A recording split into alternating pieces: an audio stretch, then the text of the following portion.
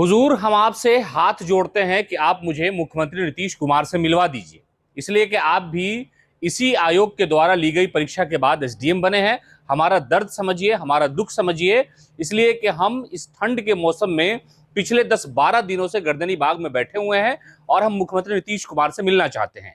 ये रुदात सुनाते हुए बीपीएससी के जो धरना स्थल पर बैठे हुए उम्मीदवार हैं, उन्होंने एसडीएम के सामने ये शर्त रखी और कहा कि नहीं, हमको आपसे बात करने की आवश्यकता नहीं है, हम मुख्यमंत्री नीतीश कुमार से मिलना चाहते हैं। जबकि देर रात जब पहुंचे एसडीएम महोदय, तो एसडीएम महोदय ने कहा कि चलिए हम आपको बीपीएससी के सचिव से बात करवा देते हैं, लेकिन अभ्यर्थी मानने के लिए तैयार नहीं है। उनका कहना है कि हम किसी भी बीपीएससी के अधिकारी से बात नहीं करेंगे, उन पर हमें भरोसा नहीं है। अगर हम बात करेंगे तो सीधे तौर पर सिर्फ एक अन्य मार्ग जाएंगे और मुख्यमंत्री नीतीश कुमार के सामने अपनी कहानी, अपनी रुदाद, अपना दर्द बयान कर सकते हैं। दरअसल 17वीं बीपीएससी की जब परीक्षा हुई, उसके बाद से ही हंगामा शुरू हो गया कि पेपर लीक हो गए हैं, भ्रष्टाचार कई सारे हैं और खास तौर से बिहार पब्लिक सर्विस कमीशन पर यह इल्जाम लगता गया। और बिहार में जो जितने भी बड़े शिक्षक हैं, चाहे वो गुरु रहमान हो या खान सर हो या दूसरे शिक्षक हो, वो सब धरना स्थल पर पहुंचे थे उम्मीदवारों को समर्थन देने के लिए और ये लगातार सिलसिला चल रहा था। लेकिन इसी दौरान बीपीएससी के अभ्यर्थियों पर पुलिस ने लाठीचार्ज करना शुरू कर दिया।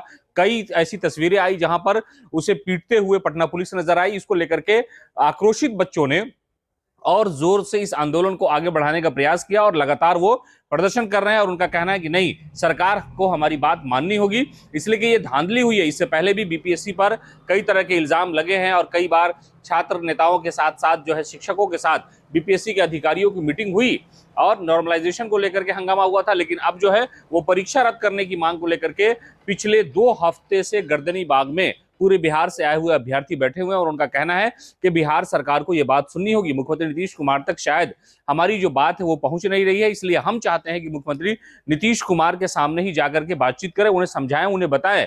हालांकि आयोग और जिला अधिकारी ये कहते रहे हैं कि नहीं, पर्चा लीक नहीं हुआ, लेकिन जब पर्चा लीक नहीं हुआ, जब भ्रष्टाचार हुआ ही नहीं, तो बापू जो परीक्षा सेंटर है वहां की परीक्षा रद्द करने की क्या आवश्यकता है? उसका एडमिट कार्ड भी जारी किया जा रहा है। ये सारी चीजें जो है छात्र लगातार मांग कर रहे हैं। लेकिन एसडीएम साहब जब वहां पहुंचे तो कहा कि नहीं, हमको आपसे कोई बात नहीं करनी है, हमको आपकी बात नहीं सुननी है, हम मुख्यमंत्री नीतीश कुमार के सामने बात करना चाहते हैं और छात्र इस बात पर अड़े हैं कि हमको मिलना है तो सिर्फ नीतीश कुमार से मिलना है।